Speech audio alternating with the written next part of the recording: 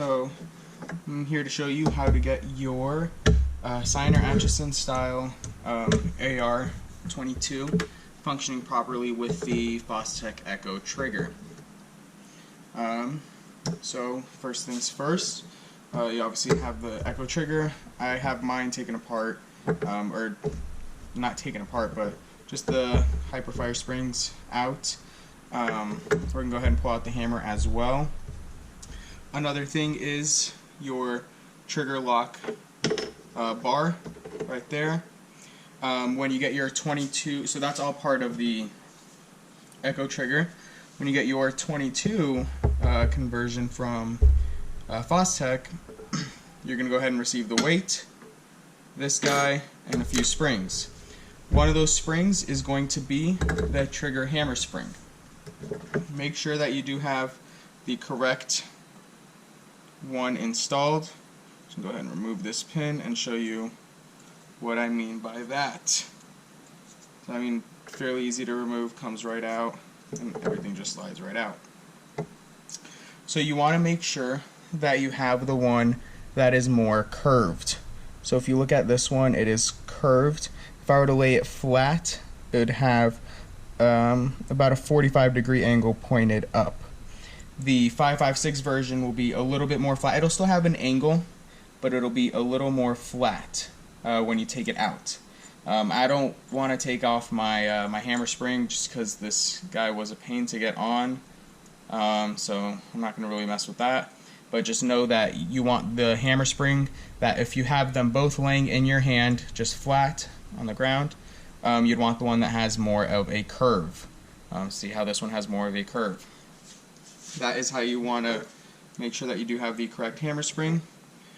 Another thing that you do want to get is a different spring right back over here. Let me grab my pick just to show you what I'm talking about. This is a spring that rides on this disconnector right here. This spring right here is going to be a spring from Trigger Depot. It's the 3-gun spring, so it is the super light one. There is a video stating to take the whole trigger apart and all this stuff. Don't do that. Simply pull the trigger apart how I have it right here. Take the hammer out so you're able to go ahead and fully separate this as much as you can. Then take a pin, pop it in there, or a pair of needle nose pliers up in there and pull your old spring out, and then just set your new spring in there. It is going to be super easy to install that guy up in there. Let me show you what I'm talking about. It's this spring right back over here. That is what this disconnector rides on. This will also lighten your trigger pull. So that spring right there, replace it with one from Trigger Depot. I purchased like 2 or 3 of them just because I have multiple of these triggers, and if I messed up, it gave me a little bit of forgiveness just in case anything did happen. So first things first, we're gonna go ahead, oh, and then another thing, so you have your Ciener Atchisson up there. What we're gonna need is a Bic pen. So this guy right here, just standard Bic pen. What we're gonna go ahead and do is actually just pull the top right off, take this spring, set that guy down there, get rid of the pen. This spring is what helps this thing function. We're going to set that spring down right over there. Go ahead and set this guy back together real quick. Just push my pin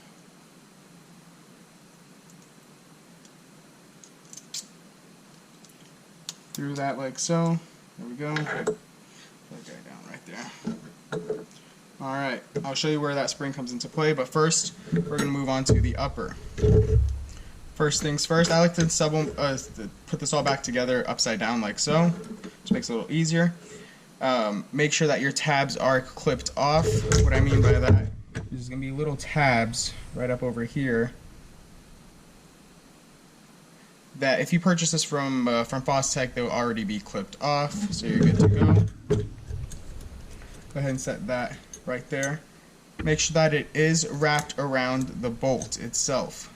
This right here is what the rails that the bolt rides on, and that right there is the actual bolt itself. Make sure you do wrap this around the bolt.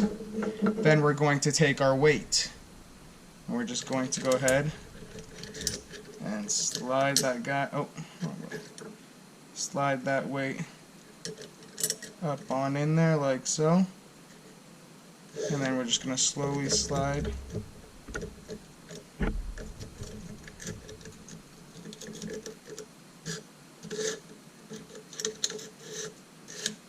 everything back into place, making sure that our auto sear trip is wrapped around our bolt like so. Go ahead and shut it all up back in there. Make sure you do put the weight in there because the weight does help with bounce.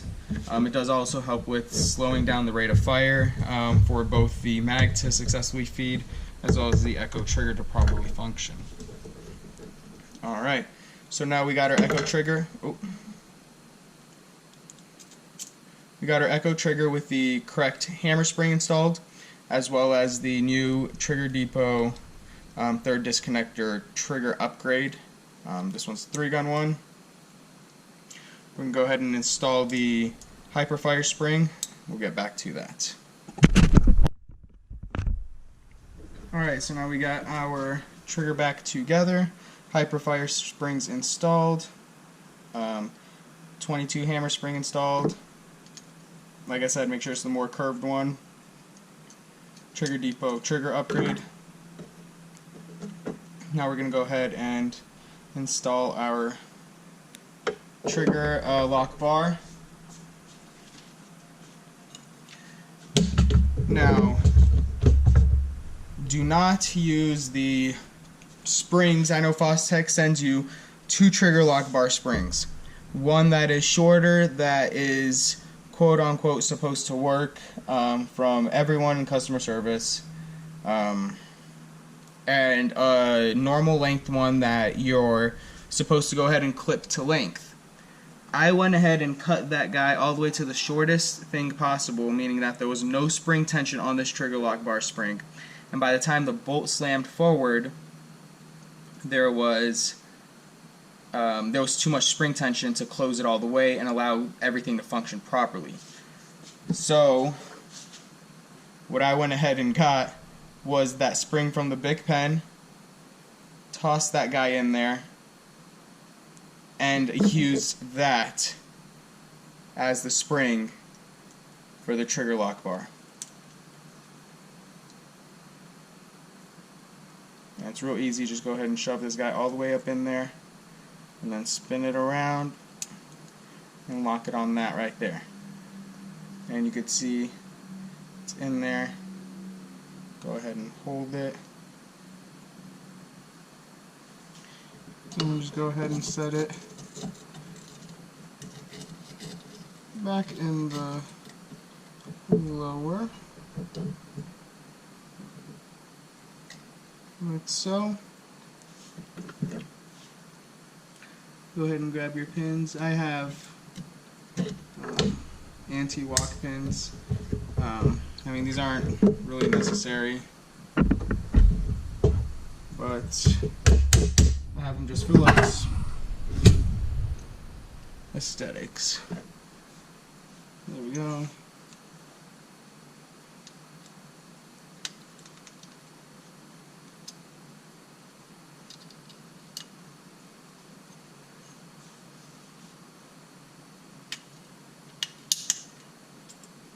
And there we go on that one.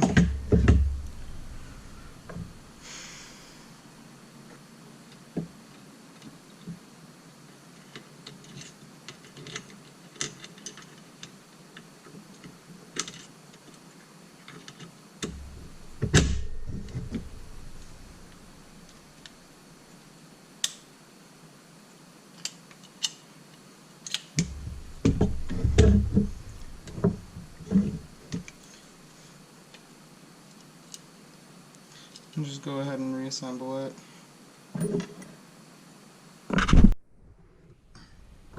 Alright, so once you do get everything back in there, go ahead and function test it. Make sure that doesn't pull in any of the positions, and then you go ahead and pull it back. That doesn't pull. Then you release trigger lock. Pull that way. It should release in binary. So now to get it back together, go ahead and make sure that your Ciener, that the little trip right there is all the way forward. And then what we're going to go ahead and do is depress our trigger lock bar all the way forward, and then pull our trigger and make sure that it is all the way up against the housing of the Echo Trigger as much as it can go. Make sure your trigger or your Ciener is all the way back, and just go ahead and connect them together like so. Now go ahead and function test it.